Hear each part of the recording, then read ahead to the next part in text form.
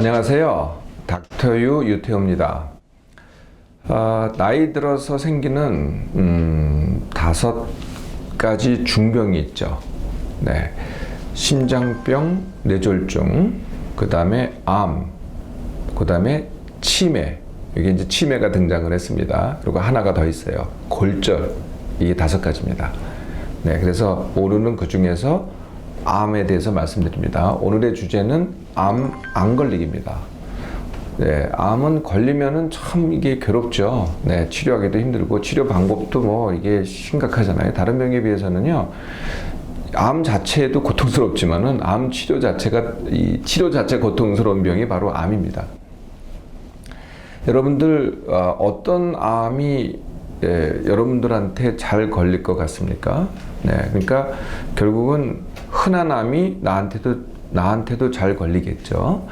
네, 여러분들이 잘 아시는 암은 이런 암일 겁니다. 위, 폐, 간, 그리고 자궁경부암. 이게 이제 과거에 1, 2, 3, 4 암의 1, 2, 3, 4위를 휩쓸었던 암입니다. 지금도 상위에 있기는 합니다. 그런데 점점 이게 그 자리에 있거나 아니면은 줄어들고 있어요. 그럼 무슨 암으로 이게 대체되고 있느냐? 이 다른 암들이 등장하고 있는 거죠.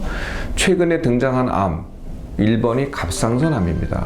한 20, 30년 전에는 뭐 듣도 보도 못한 그런 암이었죠. 유방암, 여성들의 유방암, 그리고 남녀 합쳐서 대장암. 네, 대장암이 굉장히 많이 늘었죠. 그 외에도 뭐 심심찮게 뭐 전립선암, 뭐 여성들의 난소암, 네, 난소암이죠. 네, 그리고 신장암, 콩팥암, 그리고 또 이게 뭐 거의 다 죽는다는 췌장암, 뭐 뇌암, 백혈병, 하여튼 뭐 암의 종류는 굉장히 많습니다. 자, 여러분들 사진을 보여드리겠습니다. 네, 하나씩. 네, 이게 이제 그 내시경으로 본 위암입니다. 그냥 깨끗한 이 표면이 돼야 되는데 위 점막이 안 보이고 이렇게 보기에도 좀 흉측하죠. 이게 위암입니다. 두 번째가 간암입니다. 이 간암은 이제 초음파 검사 다 받아보셔서 아시겠지만은 초음파가 이렇게 생겼어요. 그러니까 이제 간을 초음파로 이렇게 본 거거든요. 왼쪽이 정상입니다. 네, 그래서 어떻게 보면 좀 매끈하죠. 근데 오른쪽에 보면은 뭔가가 이렇게 혹이 있어 보이죠. 이게 진짜 이게 암입니다. 이게 간암이거든요. 네, 간에 있는 암을 갖다 초음파로 본 소견이죠. 세 번째가 폐암입니다. 이거는 이제 2가지 사진인데요. 네, 이렇게 기관지가 내려오고 그 옆에 보면은 뭐가 혹이 보이죠. 그리고 이게 더 진행되면은 아래 사진을 보면은 더 진행돼서 가운데가 뚫리게 됩니다. 이게 이제 폐암이죠. 네 번째가 자궁경부암입니다. 네, 자궁을 갖다가 이렇게 이제 여성들 이제 진찰을 하잖아요. 네, 그러면 이제 이렇게 질경을 통해서 진찰하는데 그 자궁경부가 보입니다. 네, 경부라는 게 이제 자궁의 앞부분을 얘기하는 거죠. 거기에 이제 암이 생기는 거죠. 보시다시피. 이게 이제 자궁경부암입니다. 그 다음에 이제 흔한 암이 이제 갑상선암이죠. 네, 갑상선은 이제 거죽에는 안 보이는데요. 이렇게 목의 요 부위에 있어요. 네, 요 부위에 조그만 혹이라서 옛날에는 이제 클 때 발견이 됐는데 요새는 이게 혹이 커서 발견되는 경우는 별로 없고요. 전부 다 초음파로 발견이 됩니다. 그러니까 눈에는 보이지 않아요. 그래서 초음파로 해보니까 이게 발견이 되는 거죠. 이게 이 갑상선암이고요. 새로 생긴 암의 두 번째가 유방암입니다. 네, 유방암이 요걸 이제 유방을 갖다가 유방 촬영을 한 겁니다. 네, 그래서 왼쪽이 정상이고 오른쪽에 보면은 여러분들 보이시죠? 혹이 보이죠? 네, 여러분들 보이게도 네, 이게 유방암이죠. 새로 많이 발생하는 암 중에 세 번째가 바로 대장암입니다. 네, 그래서 지금 이 대장암은 수술한 다음에 그 단면을 보여주고 있는 거거든요. 네, 그래서 그 안에 이렇게 정말 흉측하게 생겼죠. 이게 대장암입니다. 여러분, 암은 50대에 잘 생길까요? 70대에 잘 생길까요? 네, 여러분들 대답은 언젠가요? 제가 늘 물어봅니다. 이 질문을 하는데요. 50대에 잘 걸린다고 생각하시는 분이 대다수더라고요. 내가 늘 강연 때 이걸 질문하는데요. 그게 왜 그럴까요? 네, 실제로 여러분들이 이제 주위에 암이 발생하잖아요. 그래서 암 환자를 문병을 갑니다. 그러면은 병원에 누워 있는 사람들의 상당수가 50대입니다. 그건 맞아요. 네. 그게 왜 그러냐? 실제로 50대 인구가 많습니다. 그러니까 암 환자도 많은 거죠. 그런데 실제로 걸릴 위험성은요, 70대가 훨씬 높습니다. 근데 70대 환자가 암 환자로 누워 있는 경우는 환자 수는 적죠. 네. 그래서 환자 수가 많다고 내가 암에 걸릴 위험성이 더 높은 거는 아닙니다. 암이 걸릴 위험성은요, 나이가 많으면 많을수록 기하급수적으로 늘어납니다. 자, 이 그래프에서 보시다시피 그렇습니다. 한국 남자들은요, 죽을 때까지 3명당 1명이 암에 걸립니다. 한국 여자들은요, 4명당 1명이 암에 걸립니다. 저 닥터유가 지금 만으로 60세입니다. 지금까지 암에 안 걸렸어요. 그러면은 제가 죽을 때까지 저는 이제 95세까지 살겠다는 생각을 하고 있는데, 앞으로 35년 동안에 암에 더 잘 걸릴까요? 안 걸릴까요?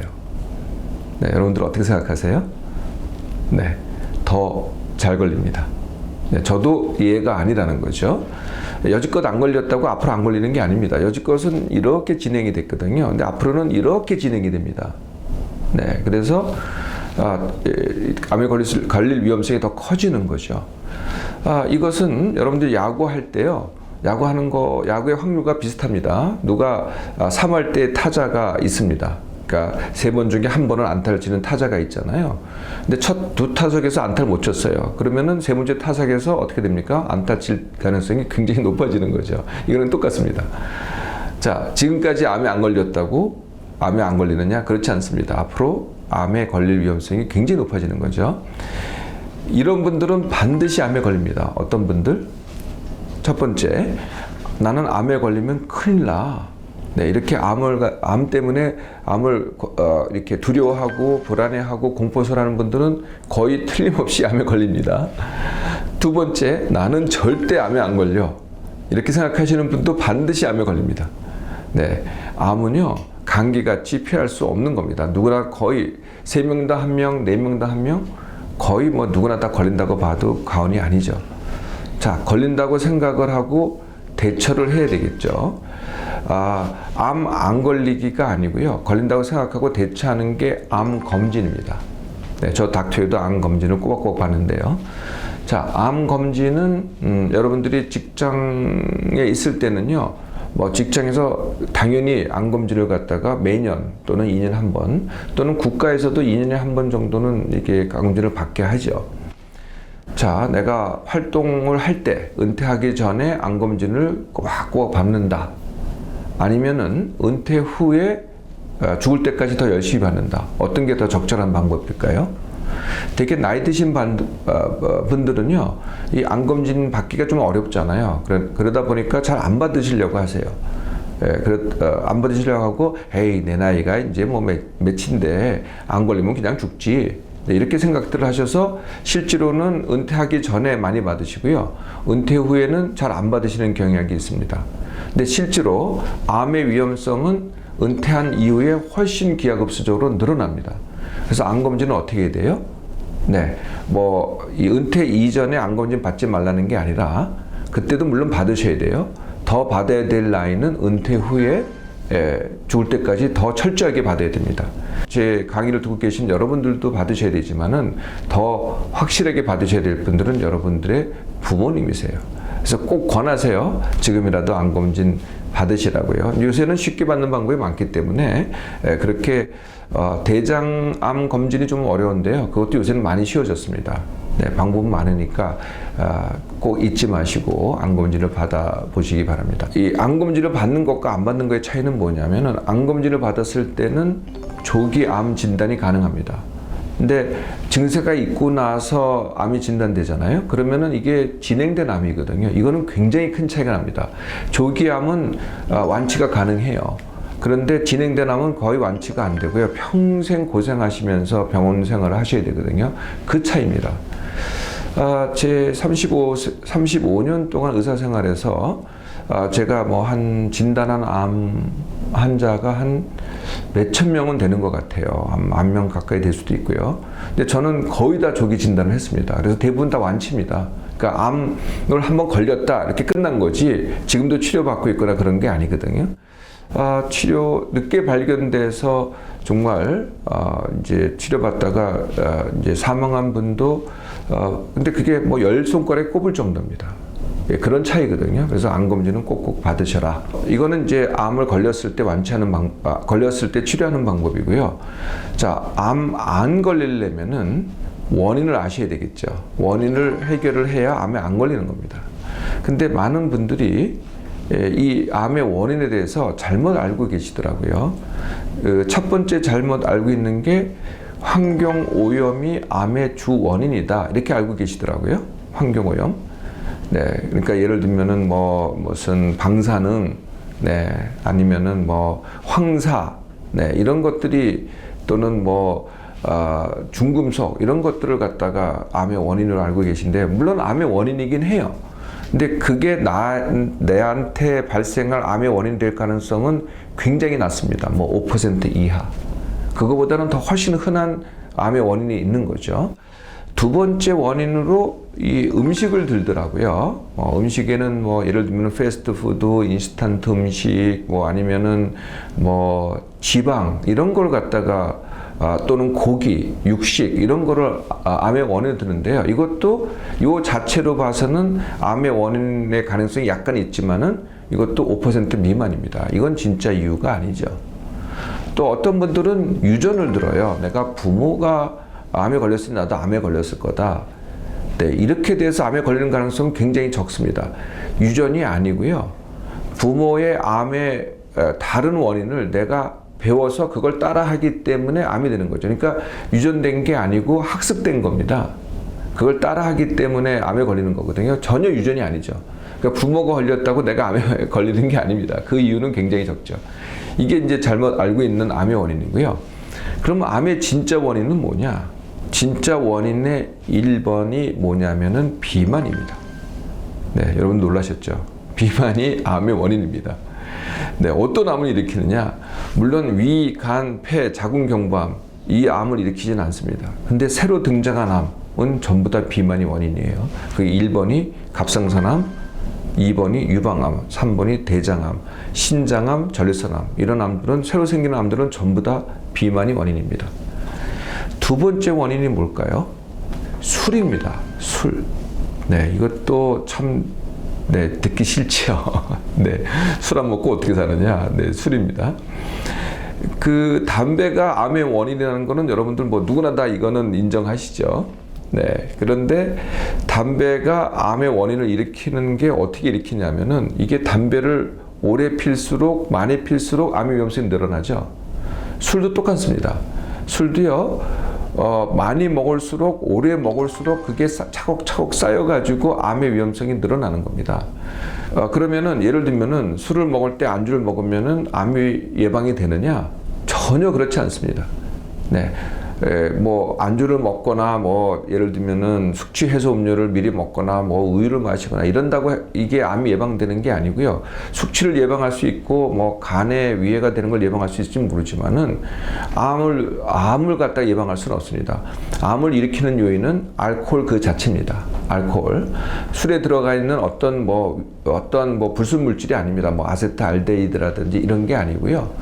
그러면은 예를 들면 몸에 좋다는 뭐 포도주라든지 뭐 또 하여튼 몸에 좋다는 술을 마시면 암이 예방되느냐? 그렇지도 않아요. 술 자체, 알코올 자체가 암을 일으키기 때문에 그렇게는 예방이 되지 않는다는 거죠. 자, 그러면 알코올, 술은 어떤 암을 일으킬까요? 뭐 금방 짐작이 되시죠. 간암을 일으킵니다. 두 번째가요. 놀랍게도 유방암입니다. 네. 그 유방암은요. 불과 20-30년 전만 해도요. 여성들한테 그렇게 흔한 암이 아니었어요. 그런데 요새요. 유방암이 그렇게 늘었습니다. 그 늘은 이유가 뭘까요? 20-30년 만에 달라진 거거든요. 20-30년 만에 여성들한테 뭐가 달라졌죠? 딱 두 가지가 달라졌습니다. 여성들 몸에요. 기름이 굉장히 늘었습니다. 20-30년 만에. 두 번째, 여성들이 술을 마시기 시작했어요. 요새 나오는 술 봐요. 술 선전을 누가 합니까? 전부 다 여성이 합니다. 심지어는요, 숙취 해소 음료도요, 여성이 광고를 해요. 네, 여성을 위한 술이 굉장히 늘은 거죠. 네, 바로 이 두 가지 이유 때문에 여성들의 유방암이 는 거죠. 술이 일으키는 세 번째 암이 있습니다. 그게 식도암입니다. 네, 식도암은 이제 위암하고는 거의 비슷한 건데요. 이 치료하기가 굉장히 어려워요. 위암은 배만 가르면은 수술하기 쉬운데, 이 식도는 이 가슴에 들어있어요. 흉곽에 들어있거든요. 그러니까 바로 또 심장이 있어요. 그러니까 수술하기 굉장히 어렵기 때문에 치료하기 어렵습니다. 그래서 식도암이 걸리면은요, 위암보다 더 위험한 거죠. 네, 이게 이제 그 빅2입니다. 네, 비만 그리고 술. 그 다음에 운동 부족도 또 암의 원인이 돼요. 그러니까 비만이 일으키는 암과 똑같은 암을 일으킵니다. 그리고 이제 여러분들이 흔히 아시는 음식 중에는요, 태운 음식과 짠 음식, 이게 위암의 원인이 됩니다. 네, 그러니까 뭐 아까 말씀드렸던, 여러분들 알고 있었던 기름, 육식, 이게 아니고요, 짜고 태운 음식이 위암의 원인이 된다는 거죠. 담배가 당연히 암의 원인입니다. 담배는 무슨 암의 원인일까요? 네, 많은 분들이 폐암이라고 답하시겠죠? 그렇지 않습니다. 담배는 모든 암의 원인입니다. 네, 모든 암, 특히 췌장암의 원인입니다. 네, 그 외에도 바이러스, 네, 간염 바이러스가 원인이 되겠죠. 또는 이 위암을 일으키는 원인 중에 하나가 이제 헬리코박터라는 세균이 있습니다. 그게 또 감염의 원인이 되고요.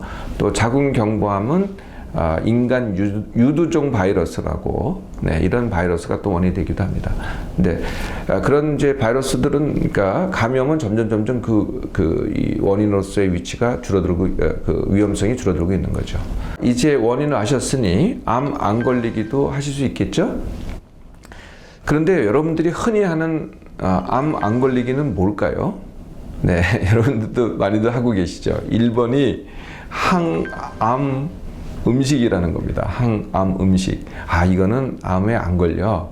네, 이런 얘기 많이 들어보셨죠. 무슨 버섯, 네, 특별한 버섯, 아니면 특별한 음식, 이런 것들이 항암 물질이다. 또는 항산화제다. 또는 영양제 중에서 암을 갖다 예방하는 영양제가 있다. 이런 거 챙겨 드시죠. 이게 과연 효과가 있을까요? 네, 거의 한마디로 얘기하면요, 거의 효과가 없습니다.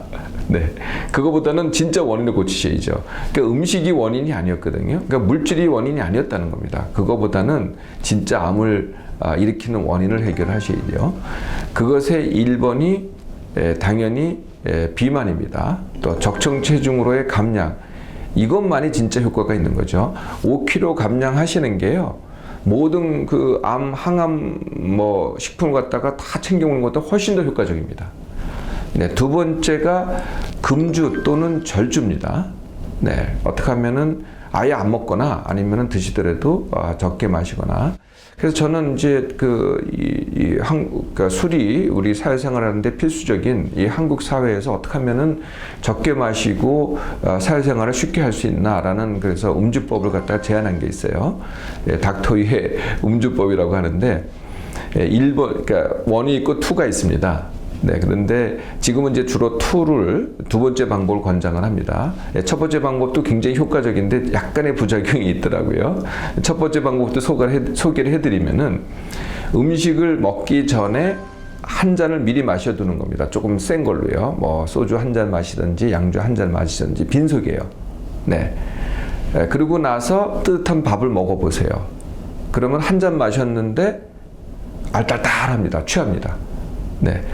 네, 그래서 이 닥터의 음주법은 뭐냐면은, 한마디로 얘기하면은 적게 마시고 취하기거든요. 그러니까 절주를 하라는 겁니다. 그런데 우리가 술을 마셔야 되는 분위기거든요. 그런데 적게 마시고 취해라. 네, 그래서 음식을 먹기 전에 미리 한 잔 마셔둬라. 근데 이거의 이 단점이 뭐냐면은, 취해가지고 더 마시더라고요. 네, 그래서 이게 조금 문제가 되고요. 그래서 이제 이 닥터의 음주법 2가 나왔습니다. 이 닥터의 음주법 2가 뭐냐면은, 식사를 할 때 술만 드시라는 겁니다. 그러니까 술도 나쁘고 사실은 안주도 나쁩니다. 안주도 많이 먹게 하면은 내가 비만이 되거든요. 둘 다 사실은 발암 물질입니다. 술과 안주 다 발암 물질이라고 봐도 과언이 아니거든요. 그래서 둘 다 나쁜데 둘 중에 하나를 선택하는 거죠. 네, 술자리에서 술을 안 먹으면은 이거 진짜 나쁜 사람이 되죠. 그런데 안주를 안 먹는다고 뭐라고 하는 사람은 없거든요. 네, 그래서 닥터의 음주법, 적게 마시고 취하기의 두 번째 방법이 술자리에서는 술만 마셔라. 네, 이렇게 하시는 분들 많이 있으시더라고요. 그러면은 적게 마시고 남하고 분위기 좋게 적게 마시고 그다음에 안주도 안 먹고 비만도 안 되고 아주 적절하게 취하게 됩니다. 어떻습니까? 해보실 수 있으시겠어요? 네, 세 번째가 금연입니다. 네, 금연. 담배는 이거는 뭐 적게 피우고 뭐 이런 게 없어요. 술은 적게 마시고 이게 가능한데 담배는요. 20개비를 하루에 피나 5개비를 하루에 피나 똑같습니다. 암에 대해서는요. 근데 제가 이렇게 비유를 드리죠. 20개를 피는 분들은 63빌딩에 20층에서 떨어지는 거고 5개비를 피는 분들은 5층에서 떨어지는 거다. 결과는 똑같다. 실제로 그렇습니다. 그러니까 적게 핀다는 건 아무 의미가 없고요. 담배는 끊어야만 됩니다. 담배를 끊는 방법은 두 가지 방법이 있습니다. 첫 번째, 한 방에 끊기. 두 번째, 3개월에 끊기. 네, 둘 다 효과적입니다. 하시기만 하면은요. 네, 한 방에 끊기는 조건이 하나가 있습니다. 일주일 동안 휴가를 내셔야 돼요. 금연 휴가. 네, 그래서 일주일 동안 아무것도 안 하고요. 단지 담배 끊기만 하는 겁니다. 그래서 휴가를 받은 다음에 그냥 당일날 그냥 바로 끊어버리는 겁니다. 그러면은 여러 가지 금단 증상도 오고 그래요. 그러니까 일주일 동안 그걸 견뎌내면서 물을 많이 마시면서 담배를 한 대도 안 피는 거거든요. 일주일만 한 대도 안 피잖아요. 그 다음 속도는 굉장히 쉽습니다. 그러니까 바로 끊게 되는 거죠. 이게 이제 한 방에 끊깁니다. 두 번째 방법이 상대적으로 듣기 쉬우실 수도 있어요. 이건 뭐냐면은 3개월 동안 담배 끊는 약만 복용하시면 돼요. 약국에서 살 수 있는 게 아니고요. 의사한테 처방을 받으셔야 됩니다. 네, 처방을 받으셔서 약을 복용하기 시작하는데 담배 그냥 피셔도 돼요. 네, 계속 담배 피시면서 약을 복용하다 보면은 어느 순간에 끊게 돼요. 3개월 동안은 복용을 하셔야 됩니다. 굉장히 그럴듯하죠. 근데 이게 뭐가 문제냐면은 3개월 복용하시는 분들이 이렇게 많지 않으시더라고요. 그냥 한 1개월 먹다 그만두고 이런 식이 돼버리니까 효과가 떨어져요. 드시기만 하면 되는데. 자, 어떤 방법이든지 선한 방법으로 담배를 끊으세요. 암 안 걸리기의 네 번째는 운동입니다. 네, 그래서 암을 안 걸리게 하는 운동이 있느냐 이렇게 물으시는 분도 많으세요. 그런 운동 없습니다. 그게 아니고요. 어떤 운동인지 하시면 암에 안 걸립니다.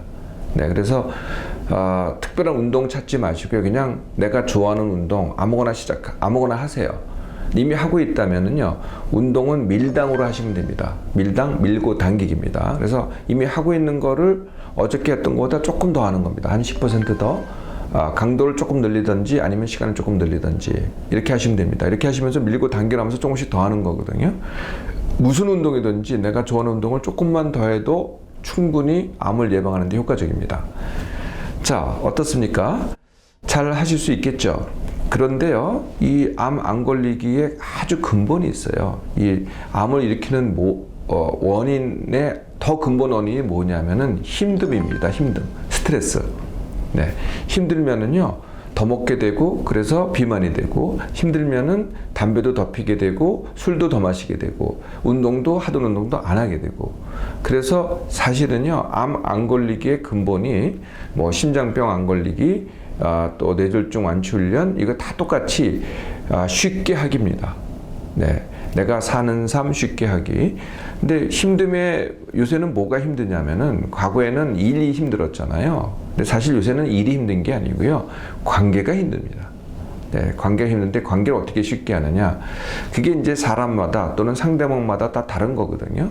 네, 그래서 개별적으로 이제 이 쉽게 하기를 찾으셔야 되는데 우리가 보통 이제 어려울 때는요 다른 사람한테 물어봐요. 뭐 친구한테 물어보든지 이럴 경우에는 어떻게 하면 좋겠느냐 뭐 좀 더 전문가한테 물어보든지 아니면은 뭐 나이 드신 분들한테 물어보는데요. 그렇게 하지 마시고요. 제일 쉬운 방법이요. 자기 자신한테 물어보는 겁니다.